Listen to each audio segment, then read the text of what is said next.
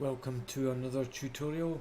This is where we're going to just get started with Mamp and just give you a quick overview of what happens after your installation of Mamp and how it works.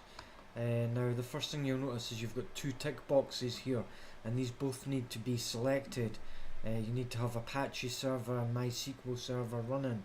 So if you find that one of them, for example the MySQL server, isn't running, just stop the server completely, which will stop the Apache server, and then restart it. Click the same button again to restart it, and that should restart both the servers.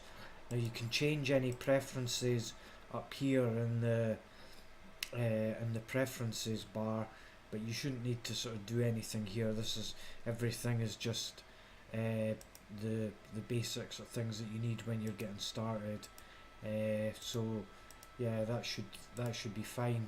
If you click on open web start page, you'll see that the Mamp installation has been successful, and you'll be able to access the version of PHP and, importantly, my PHP admin, which is like a front end visual interface to MySQL server databases.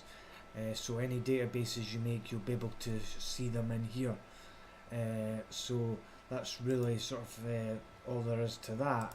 The next thing sort of that happens is that you'll need to browse to your location, which in this case for me is C Mamp Htdocs. Htdocs is just located in the Mamp folder. It's just one of the files sort of in there that you can see, but it's where everything happens for the installation, and I'll show you what I mean. After you've installed the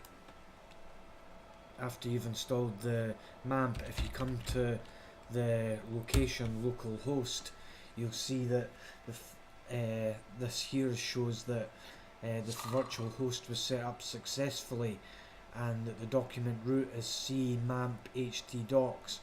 So that file specifically is this file here. That's the index PHP there. There's the logo there. And if, just to confirm that, if we edit the file, you can have a look and see that some of the language for the code has been set up here. See, here it is here. The virtual host was set up successfully. So this is just talking about this part here. So there's the code, so some of the code that goes to set up this page here, and as you can see there's a bit of code sort of in there, but you don't need this page. This is just the default index page.